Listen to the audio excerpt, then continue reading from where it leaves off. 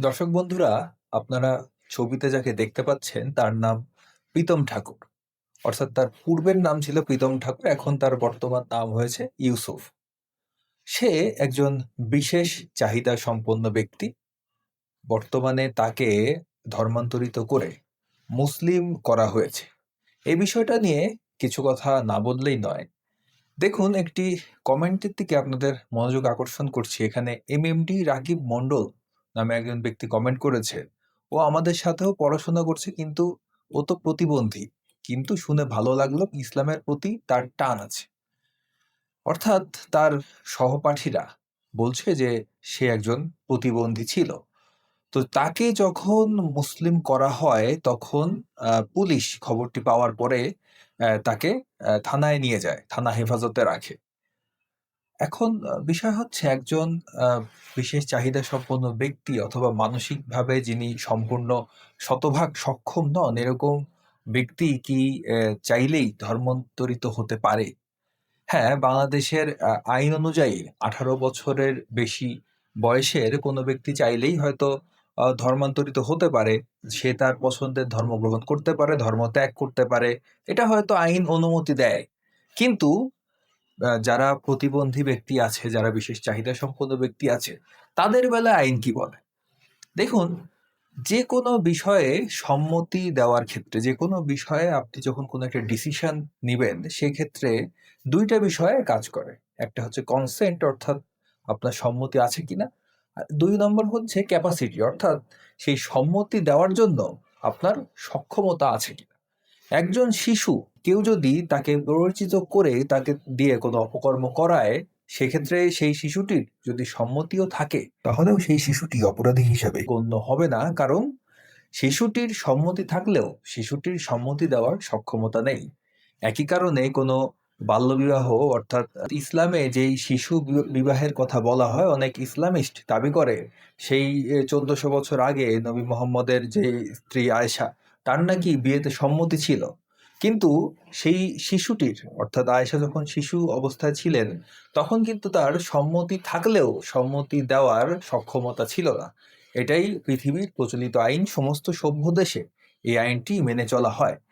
ইসলামে ধর্মান্তরিত করা হয়েছে, তাকে হিন্দু থেকে মুসলমান করা হয়েছে। এখন তাকে যখন থানা হেফাজতে নেওয়া হলো, তারপর তাকে তৌহিদি জনতা তাকে এই যে ছাড়িয়ে আনার ডাক দিল। দেখুন তাদের পোস্ট, ইসলাম ধর্ম গ্রহণ করা ইউসুফকে থানা হেফাজতে নেওয়া হয়, আজ তাকে কোর্টে তুলবে, আজ সকাল 10টায় নেত্রকোনা কোর্টে চলে আসো। সবাইকে আহ্বান জানানো হচ্ছে, তৌহিদি জনতাকে, যে তারা যেন সবাই নেত্রকোনা কোর্টে চলে আসে। এরপর দেখুন, কোর্ট থেকে তাকে যখন ছাড়িয়ে নিয়ে আসা হচ্ছে, তখন তারা তাদের স্লোগান দিতে দিতে তাকে ছাড়িয়ে নিয়ে আসছে।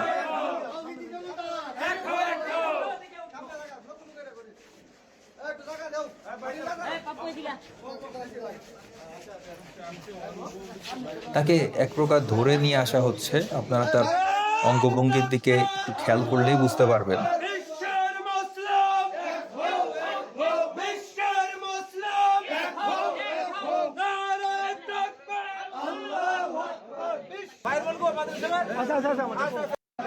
দেখুন, সে তার ফোনটি বের করে কিছু দেখার চেষ্টা করছিল। ভিডিওটি দেখুন, এই যে তার হাত থেকে আরেকজন মুমিন ভাই ফোনটি কেড়েও নিল।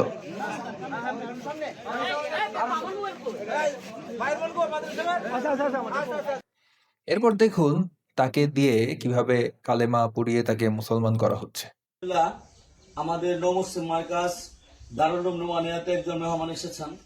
আমরা প্রথমে ওনার পরিচয় জানতে চাইব, এরপর বিস্তারিত কথা বলবো। আপনার নাম কি? প্রীতম ঠাকুর পিতু। প্রীতম ঠাকুর পিতু। পিতার নাম? চন্দন কুমার ঠাকুর। চন্দন কুমার ঠাকুর।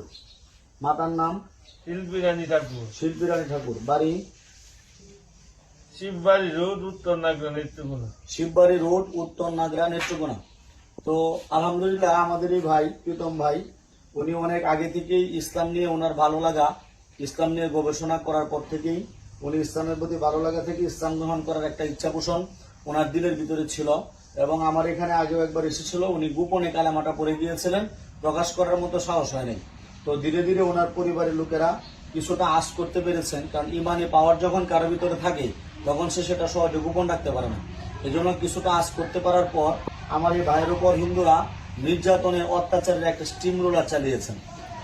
এই অসেক বিল্লা নোমানি তিনি আসলে ধর্মান্তকরণের বাংলাদেশে একটি বৃহৎ র্যাকেট তিনি পরিচালনা করে আসছেন এবং তিনি নিয়মিত ভিত্তিতেই বিভিন্ন ধর্ম থেকে ইসলামে মানুষকে ধর্মান্তকরণ করে থাকেন।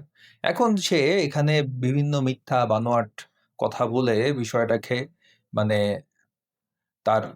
তাদের যে অপকর্ম, তাদের যে প্রতারণা, এটা তো আসলে একটা প্রতারণার বিষয়।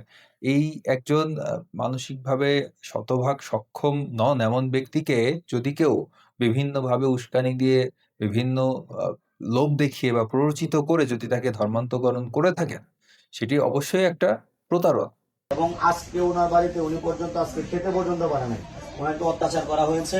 এবং যে কারণে উনি সবকিছু ছেড়ে, ওনার বাড়ি ঘর আত্মীয় স্বজন সবকিছু ছেড়ে উনি আমাদের নৌ মসজিদ মার্কেজে চলে এসেছে।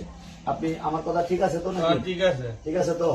এখন আপনি তো আগে গোপনে কালেমাটা পড়েছিলেন, হ্যাঁ। এরপর থেকে হিন্দুদের সাথেই ছিলেন, যে কারণে আপনি প্রকাশ্যে ইসলাম গ্রহণ বা ইসলাম পালনের কোনো ব্যাপারে আপনি কোনো কিছু করতে পারেননি। করতে পারছি না, আমি কোনো রোজা টোজাও রাখছি না, কোনো রোজা কিছু টোজা না। রাখতে পারছে, কোনো কিছু রাখতে পারে না, মানে শুধুমাত্র এটা নাম কস্তে ছিল, উনি প্রকাশ্যে আসতে পারে নাই।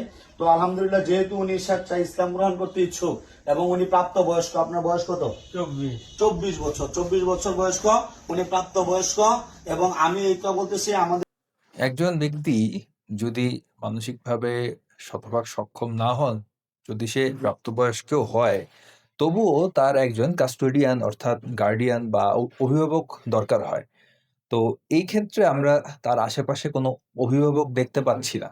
অর্থাৎ তাকে যেভাবে তারা সবাই মিলে ঘিরে ধরে তাকে দিয়ে কালেমা পড়াচ্ছে, তাকে ইসলাম কবুল করাচ্ছে, বিষয়টা মানে আসলে তারা তো এভাবেই করে। তারা এভাবেই করে আসছে দীর্ঘকাল ধরে। এই ধরনের কাজই তারা করে আসছে।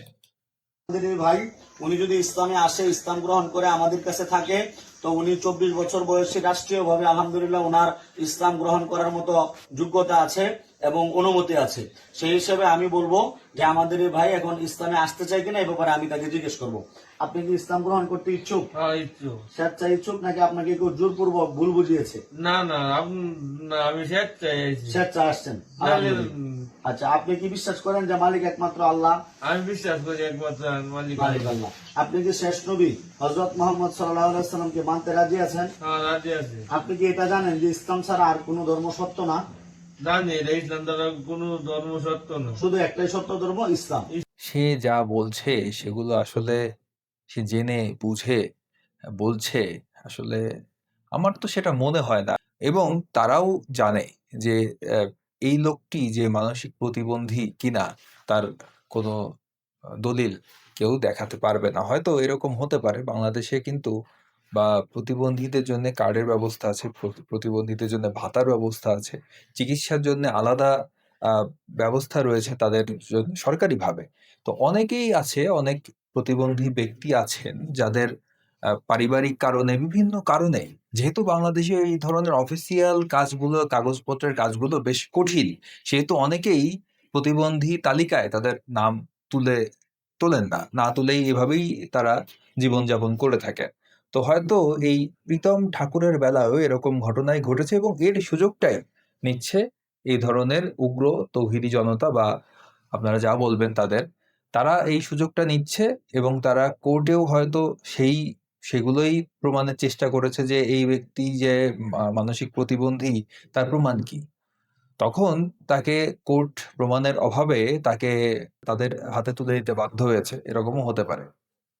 ইসলাম। ঠিক আছে, তাহলে আপনি আমার সাথে সাথে বলেন, লা ইলাহা লা ইলাহা ইল্লাল্লাহু ইল্লাল্লাহু মুহাম্মাদুর মুহাম্মাদুর রাসূলুল্লাহ। রাসূলুল্লাহ। আল্লাহ ছাড়া আল্লাহ ছাড়া আর কোনো কোনো মালিক নাই। মালিক নাই। এবং এবং হযরত মুহাম্মদ হযরত মুহাম্মদ সাল্লাল্লাহু সাল্লাল্লাহু আলাইহি ওয়াসাল্লাম সাল্লাল্লাহু আলাইহি সাল্লাম আলাইহি আলাইহি ওয়াসাল্লাম ওয়াসাল্লাম আল্লাহ তাআলার আল্লাহ তাআলা প্রেরিত রাসূল। প্রেরিত রাসূল। হে আল্লাহ, হে আল্লাহ, আমি আমি প্রীতম বাবু প্রীতম বাবু 24 বছর বয়সে 24 বছর বয়সে জীবনের সমস্ত পাপ থেকে জীবনের সমস্ত বাদ থেকে তওবা করে তওবা করে সত্য ধর্ম, সত্য ধর্ম, একমাত্র সত্য ধর্ম একমাত্র সত্য ধর্ম ইসলামে ইসলামে প্রবেশ করলাম। প্রবেশ করলাম। আল্লাহ তুমি কবুল করো। কবুল করো। আলহামদুলিল্লাহ। আলহামদুলিল্লাহ। আমাদের এই ভাই আজকে থেকে মুসলমান, এবং তার এবং আমাদের একটা পছন্দের নাম হলো ইউসুফ।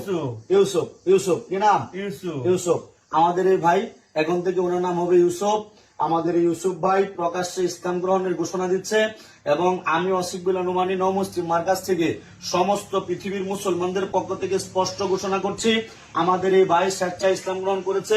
যদি কোনো হিন্দু ভাই আসতে চান আমাদের এখানে আসবেন, তার পিতা মাতা আত্মীয় স্বজন যারা আছেন আসবেন, দেখবেন, নাস্তা করবেন, আমাদের সাথে ওঠা বসা করবেন। কিন্তু আমার এই ভাইয়ের গায়ে একটা ফুলের টুকা দেওয়ার জন্য যদি কেউ চেষ্টা করেন, এবং আমাদের এই ভাইকে জোরপূর্বক দেখুন, তারা প্রতিটা কর্মকাণ্ডের এভিডেন্স স্বরূপ তারা এই যে ভিডিও চিত্র ধারণ করে রাখে, যেন পরবর্তীতে এটা নিয়ে কেউ কোনো কথা বলতে না পারে।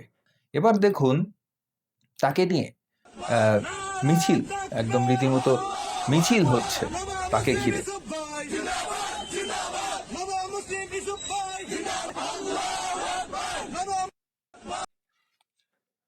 এবার আরেকটি বিষয় খেয়াল করুন, তাদের তাদের যে পলিসি, তারা কিভাবে ইসলামের ব্র্যান্ডিং করে সারা বিশ্বে, এবং তাদের যেই ক্ষোভ, রাগ, সেগুলা তারা কিভাবে বাস্তবায়ন করছে। এই যে নবমুসলিম ইউসুফ বা প্রীতম ঠাকুর, তাকে তারা গরুর মাংস ভক্ষণ করাচ্ছে, এবং সেটার আবার ভিডিও চিত্র ধারণ করে তারা সোশ্যাল মিডিয়ায় সার্কুলেট করছে। দেখুন, খাদ্যহীনের দাও গো খাকি জনে সুখ শেষে আধা। দেখুন, আমার তো মনে হয় না যে সে খুব স্বেচ্ছায় এই মাংসটা খাচ্ছে। আমার কাছে কেন জানি মনে হয় তার মানে বিষয়টা পছন্দ হচ্ছে না। তারপরেও সে আসলে খেতে এক প্রকার বাধ্য হচ্ছে। আমি জানি না ভেতরের কাহিনী কি, কিন্তু আসলে বিষয়টা খুবই দুঃখজনক। এরপর তাকে আবার বিয়েও অ আ দেয়ার ব্যবস্থা করেছে তারা।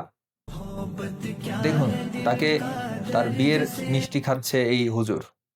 কি আনন্দের সাথে তার বিয়ের মিষ্টি তাকে খাইয়ে দিচ্ছে।